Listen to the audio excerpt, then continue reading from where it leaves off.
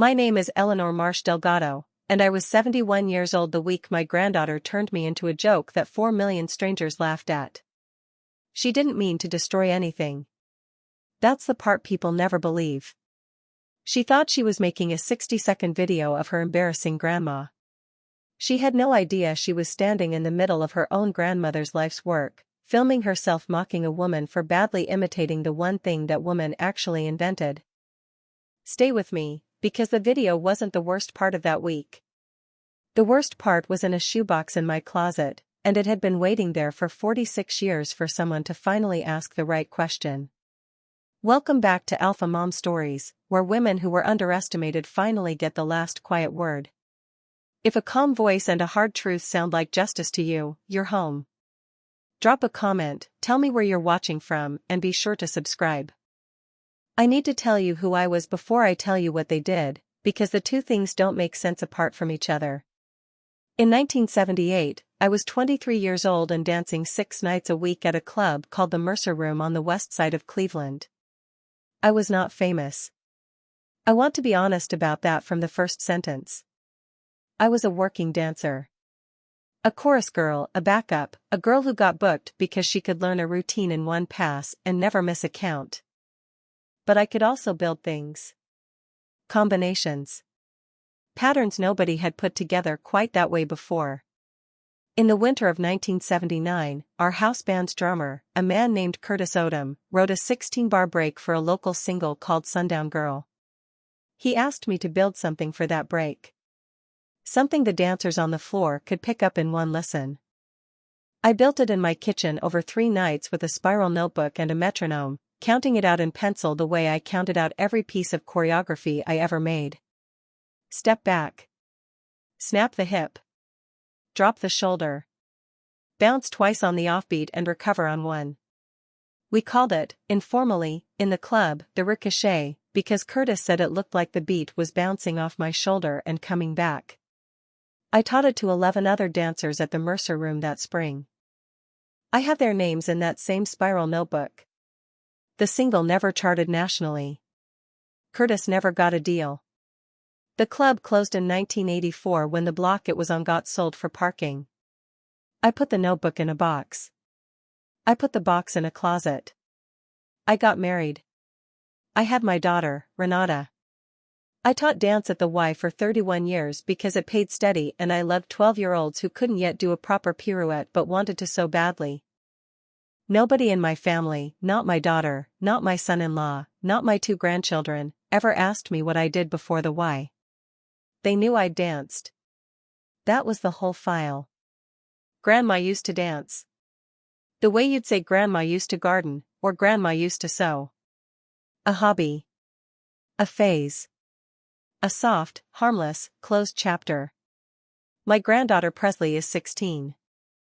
She has 640,000 followers on TikTok under the handle @PresleyDelg, built almost entirely on dance content, trend recreations, transitions, the occasional comedy sketch filmed in our family's kitchens because the light is good there in the afternoon. She is talented. I want to say that plainly, right at the start, because everything that happened later doesn't erase it. She has rhythm. She has drive. She rehearses in the garage until 10 at night sometimes, which her mother worries about and I secretly admire. I go to her competitions when I can. I clap loud enough to embarrass her, the way grandmothers are supposed to. What I did not know, until 6 weeks ago, was that the biggest dance trend on the internet that spring had my own handwriting inside it, and none of them, not one person at that family barbecue, knew it either. Including, at first, me. It started with a song called Ricochet Baby, released in March by a pop artist named Nova Sky, and within 11 days it had become the fastest-growing dance trend TikTok had seen that year. The move at the center of it, the one everyone was learning, the one brands were paying creators to film themselves doing, was a 16-count combination. Step back. Snap the hip. Drop the shoulder. Bounce twice on the offbeat and recover on one. I watched Presley do it in our kitchen in April and felt something tighten in my chest that I couldn't name yet. I told myself it was a coincidence. There are only so many ways a human hip can move. The family barbecue was May 17th, my son-in-law Marcus's birthday, held at Renata and Marcus's house, the one with the good deck and the string lights Marcus put up 2 summers ago and never took down. 20-some people. Burgers. A cooler of drinks sweating in the grass. Presley's ring light already set up on a tripod near the fence, because Presley's ring light is always set up somewhere. Her friend Bianca was there filming background content, the kind of loose, unplanned footage kids post as a day in the life. Somewhere around 6, my son-in-law's brother, a well-meaning man named Doug who had 2 beers in him, pointed at me and said, loud enough for the whole deck to hear, "Ellie, you used to dance professionally, right? Show these kids the ricochet. Show them how it's really done." I want to be fair to Doug. He meant it kindly. He was proud of me in his clumsy way. I said I was out of practice. I said my knees weren't what they used to be.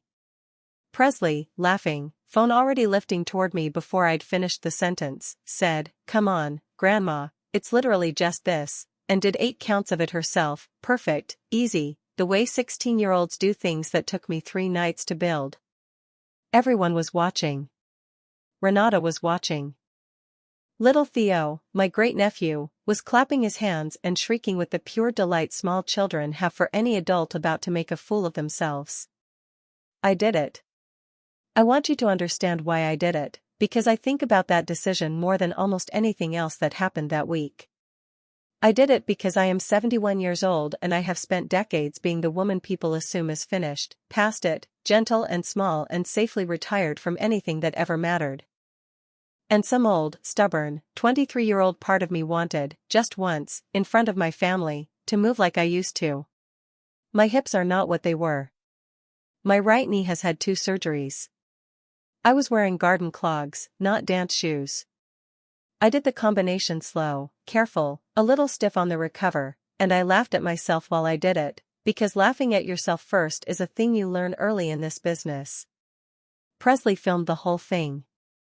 If you've ever done something brave and a little foolish in front of people you loved, trusting that love to be gentle with the footage, stay with me, because this is exactly where it turns. The video went up 2 days later, May 19th, at 9:41 in the evening. I know the exact time because I've looked at it more times than I want to admit. Presley had cut it down to 14 seconds. Slowed the middle 8 frames so my recover looked like a stumble instead of a landing. Layered a sped up, cartoonish sound effect over the moment my clog slipped on the grass. The caption read, "When Grandma tries the ricochet challenge skull she said she used to dance professionally LMAOO." By midnight it had 900,000 views. By the following afternoon, 4 million. I didn't see it that first night. Renata called me at 7 o'clock the next morning, her voice doing that careful thing it does when she's about to say something she doesn't want to say. "Mom, I need you to see something before someone shows it to you the wrong way." I sat at my kitchen table, the same table where I'd once counted out 16 bars in pencil, and I watched 4 million strangers laugh at an old woman in garden clogs. The comments were the part that stayed with me longest. Not cruel exactly. Worse than cruel. Amused. Affectionate, even, in the way you're affectionate towards something you've decided isn't quite a person. She really said professionally loudly crying face loudly crying face loudly crying face. Grandma's trying to be cool will never not be funny. The confidence though. Respect. Respect, in that context, is not respect. I've been alive long enough to know the difference. I did not cry. I want to be honest with you, because this whole channel is built on honesty, and the honest truth is that I felt something colder than hurt. I felt erased. 46 years of a life I had built quietly and never once bragged about, folded down into a 14-second punchline with a skull emoji. I called Presley that afternoon. She picked up cheerful, a little distracted, background noise of her bedroom. "Hey Grandma. Did you see it blew up? You're kind of internet famous now, haha." "I saw it," I said. "It's not mean," she said, quick, the way people say that when some part of them already suspects it is. It's like, wholesome funny. People love grandmas trying trends. It's a whole genre. You slowed down the part where I almost fell. A pause. That's just editing, Grandma. Everyone does that. It's called a bit. You wrote that I said I used to dance professionally like it was a joke.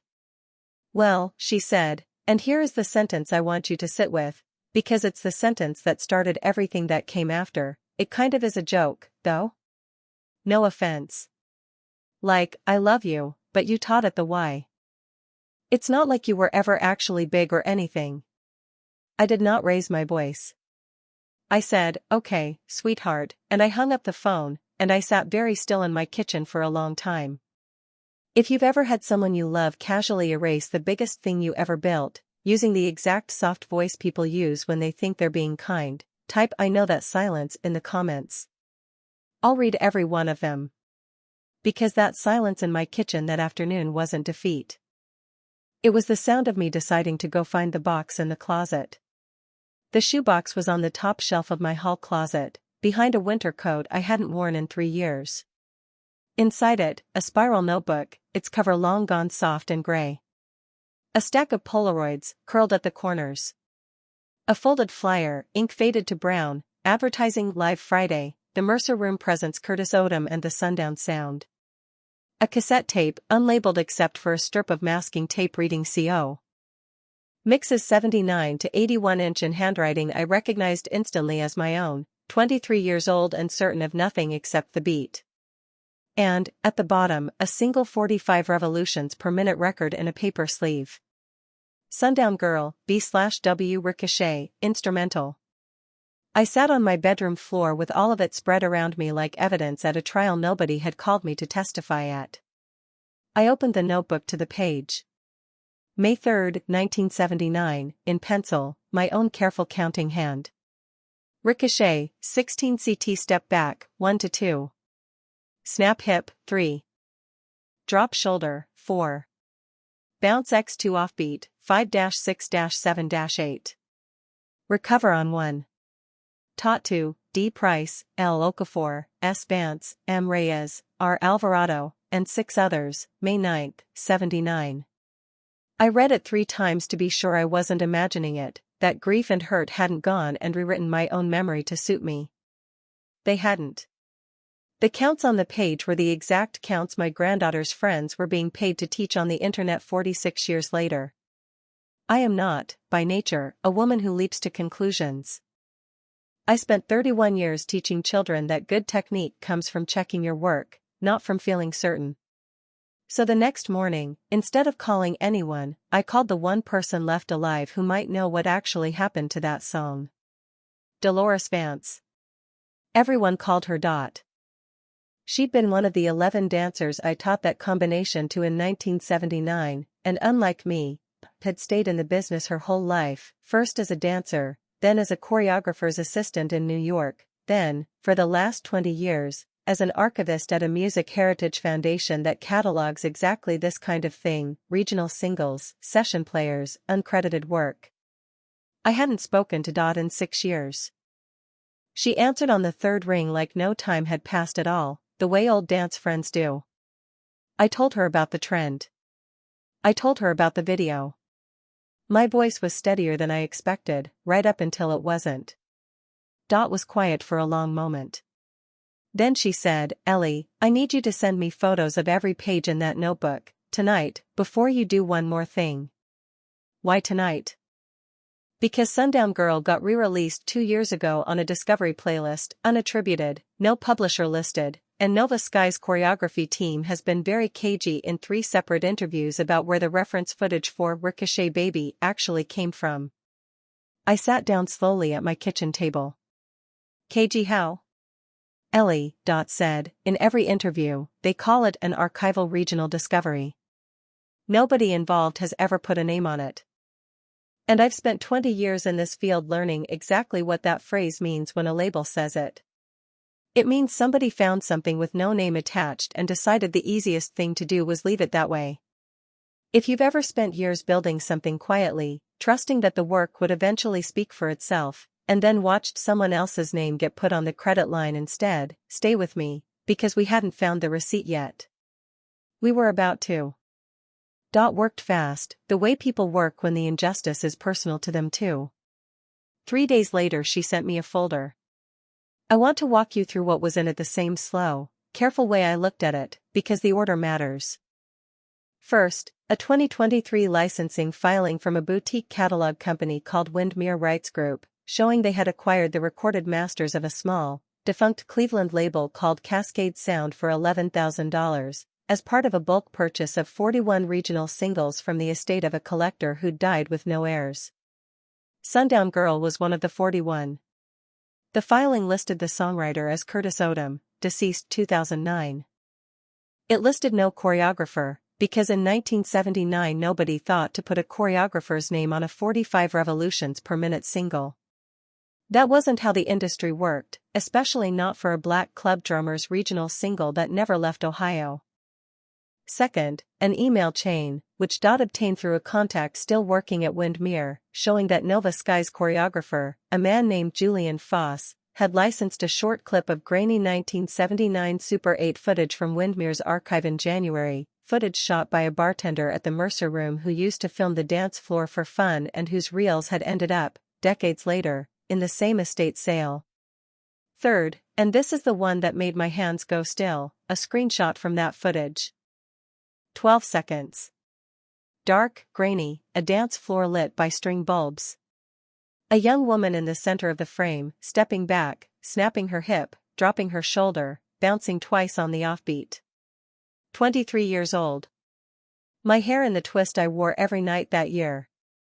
My mother's rhinestone earrings, the ones I still have in my jewelry box. It was me. Grainy, silent, unmistakably me, dancing a combination I built in my own kitchen, being used as reference footage for a trend that had just made my own granddaughter call me a joke. I did not cry looking at that screenshot either. I want you to understand that by this point something in me had gone very calm, the specific calm that comes right before you decide exactly what you're going to do. Dot's message underneath the screenshot said only, Ellie. This is you. I would know that shoulder drop anywhere. Do you still have anything that proves you built it, not just danced it? I thought of the notebook. Step back. Snap the hip. Drop the shoulder. Bounce twice on the offbeat and recover on one. Taught to 11 dancers, dated, in my own hand, 3 years before the song was even copyrighted by Curtis's estate. Choreography and performance are two different kinds of proof, and I had both. There was a fourth document in Dot's folder, and it was the one that changed what I was about to do next. A press release from Nova Sky's label, dated the week before, announcing a live Ricochet Challenge finale event, to be held at a downtown arena, where the top 10 teen creators of the trend, judged by view count and technical accuracy, would perform live on stage with Nova Sky herself, streamed to 11 million subscribers. Presley was ranked 4th. She had, 3 days earlier, posted a video announcing she'd been invited, crying happy tears into the camera, calling it the biggest moment of her life. The event was in 9 days. If you've ever discovered that the same trend humiliating you was also about to be the biggest night of a grandchild's life, and you had to decide what kind of truth to bring into that room, type 9 days in the comments, and let's get there together. Here's what I did not do in those 9 days, because I think it matters as much as what I did. I did not post the footage online. I did not write an angry comment under Presley's video. I did not call Renata screaming that her daughter had built a career off her grandmother's stolen work, though God knows some nights I wanted to. I am a former dance teacher, not a lawyer, and I know the difference between being right and being able to prove it in a room full of people who don't want to believe you. So I called an actual lawyer. A woman named Priyanka Ose, a former student of mine from the Y, 30 years ago, a shy girl with a terrible turnout and a mind like a steel trap, now an intellectual property attorney with a downtown office. She listened to the whole thing without interrupting, the way good lawyers do, and then she said the sentence I needed to hear. Eleanor, choreography created and taught with contemporaneous documentation, before a commercial recording used it, is exactly the kind of thing copyright law protects. You have a notebook. You have witnesses. You have footage of yourself performing it that predates their license. This isn't a feeling. This is a case. She drafted, over the next 6 days, a formal notice to Windmere Rights Group and to Nova Sky's label, laying out the choreography claim, attaching photographs of the notebook pages, and requesting a meeting before any further commercial use of the routine. She did not send it demanding money first. She sent it demanding one thing only: acknowledgement. I want to be honest about the moment of doubt, because every one of you watching has had one just like it. The night before the finale event, I sat at my kitchen table with Priyanka's letter open on my laptop and my thumb hovering over send. I thought about Presley crying happy tears into her camera. I thought about how much this event meant to her, how hard she'd rehearsed in that garage until 10 at night. I thought, for one long, weak minute, about simply letting it go. Staying quiet the way I'd stayed quiet for 46 years. Letting her have her night. Then I thought about the caption. She said she used to dance professionally, LMAOO. And I thought about 11 other dancers, most of them gone now, whose names were also in that notebook, who'd also never gotten so much as a line of credit for a routine that had just made a record label money twice, once quietly in 1979 and once loudly in the last 6 weeks. I pressed send at 11:09 that night. Priyanka called me at 8:40 the next morning. Windmere's legal team had responded within the hour, which she said told her everything. They did not want a lawsuit playing out on the internet the same week as an 11 million viewer livestream. They offered a meeting. That afternoon. Before the finale, which started at 7 o'clock that evening. I asked for one thing in return, and it wasn't money. I asked to be allowed backstage. I want to describe what I was wearing, because it matters the way a fact matters, not a feeling. I wore my good navy dress, low heels I could actually walk in, and, in my handbag, the spiral notebook itself, 46 years old, its pages gone soft as cloth. I did not wear my reading glasses onto that stage. I wore them the moment I needed to prove a date, and not 1 second before. Renata drove me. She had gone quiet and pale 2 days earlier when Priyanka explained the whole thing to her over the phone, the way a daughter goes quiet when she realizes her mother has been carrying something enormous, alone, in a closet, for her entire life. "Mom," she'd said, "why didn't you ever tell us?" "Because nobody ever asked," I told her, and I watched that land on her exactly the way I meant it to. The meeting with Windmere's legal team happened at 4:30, in a windowless conference room under the arena, folding tables, bad coffee, Julian Foss, Nova Sky's choreographer, sitting rigid at the end of the table like a man doing math he didn't like the answer to. I did not raise my voice. I laid the notebook on the table, open to May 3, 1979, and let it sit there. "Step back," I read aloud. "Snap the hip. Drop the shoulder. Bounce twice on the offbeat, recover on one. Taught to 11 dancers, May 9, 1979. I slid Dot's screenshot across the table next to it. 23 years old, my mother's rhinestone earrings, the same shoulder drop, on grainy Super 8 film, dated by the Windmere estate paperwork's own chain of custody 4 years before their license even existed. Julian Foss looked at the screenshot for a long time. Then he said, quietly, the only fully human thing anyone from that company said to me all day. I always thought that footage looked too clean to be an accident. Nobody just falls into 8 bars that tight. He wasn't cruel. I want to say that plainly, because this channel has taught me something too, over the years of hearing your stories back to me in the comments. He was a 34-year-old choreographer handed unattributed archival footage by a label that told him it was safe to use, and some part of him had known, and looked away from knowing, because the deadline was close and the trend was already working. That's not a villain. That's just a man who chose easy over honest, which is a much more common failure than actual malice, and it deserved an explanation, not just a verdict. Windmere's counsel offered, on the spot, a formal choreography credit, a retroactive licensing payment, and, at Priyanka's insistence, one more thing. 2 minutes, live, on stage that night, before Presley's group performed, to introduce the woman who built the Ricochet. I said yes before Priyanka finished the sentence. At 7:40, under lights I hadn't stood under since 1984, Nova Sky's tour host called my name to the stage. I want you to picture the arena floor from where I stood.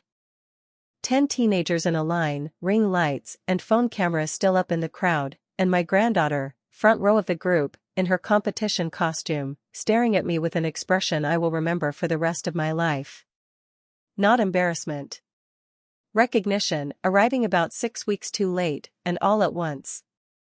In 1979, the host read from the card Priyanka had helped me write. A 23-year-old dancer named Eleanor Marsh built a 16-count combination in her own kitchen for a song called Sundown Girl, and taught it to 11 dancers at a club called the Mercer Room in Cleveland, Ohio. 46 years later, that combination became the biggest dance trend in the world. Tonight, for the first time, it has a name attached to it. Please welcome its choreographer, Eleanor Marsh Delgado. I did the combination one more time, slow, careful, in low heels instead of garden clogs, and I did not stumble on the recover. The arena did not laugh. 11 million people watching a live stream did not laugh. My granddaughter, front row, dropped to her knees on the arena floor and put both hands over her mouth, and I could see her shoulders shaking from 30 feet away. Here's what happened to each of them, because vague forgiveness isn't honest and I promised you honest. Windmere Rights Group issued a public correction to every prior press release, formally crediting Eleanor Marsh, choreographer, on all licensing going forward, and the retroactive payment, once Priyanka finished negotiating it, came to $34,000, which I split 3 ways between myself, a small scholarship fund at the Y in my old student's name, and Dot's Music Heritage Foundation, because she'd earned a piece of this too. Julian Foss called me himself, 2 weeks later, and asked, humbly, if I'd be willing to consult on his next project. I said I'd think about it. I am, at 71, allowed to make people wait for an answer the way they made me wait 46 years for a credit line. Nova Sky, to her genuine credit, posted her own video, unprompted, teaching the real history of the ricochet to her 60 million followers, with my notebook page shown on screen, and closed it by saying, "This is what happens when we don't ask where things come from." Ask. Always ask. Presley did not post anything for 11 days, which, for a girl who posts 4 times a day, was its own kind of confession. When she finally called me, she didn't lead with an apology. She led with a question, which told me more than any apology could have. "Grandma, can you teach me the real version? Like, actually teach me." Slow. We started in my kitchen the following Sunday. Not the garage with the ring light. My kitchen, no cameras, the same table where I once counted out 16 bars in pencil. She is a fast learner. She always was. But I make her count it now, out loud, the way I taught it in 1979, because a trend you can only mimic isn't yours, but a trend you can count is. She apologized properly on day 3, sitting on my kitchen floor with the actual notebook open between us. "I said you were never actually big," she said. "I'm so sorry, Grandma. I didn't know what big even means. I thought it meant famous." "It doesn't, does it?" "No," I told her. "It means somebody, somewhere, is still doing the thing you built, 46 years later, and doesn't even know your name yet. That's kind of the saddest and most amazing thing I've ever heard," she said. "It's both," I agreed. Most true things are. If you are the woman in your family who's been quietly filed under used to, the one whose whole rich, complicated life before them got folded down into a single soft sentence, hear me clearly. You do not have to burn down the people who did it to prove you're not what they think. You just have to open the box, find the notebook, and let the facts stand there, calm and dated and undeniable, until the people who laughed have no choice but to look again. Love your family. Teach the next generation everything you know, gladly, the way I'm teaching Presley now, counts out loud, on a kitchen floor. But never let anyone, especially the ones you love the most, convince you that quiet ever meant small. If this story reached the part of you that's still waiting for someone to finally ask the right question, tell me in the comments, what's in your box? Welcome back, always, to Alpha Mom Stories, where the women who were underestimated get the last quiet word. Subscribe, and I'll see you in the next one.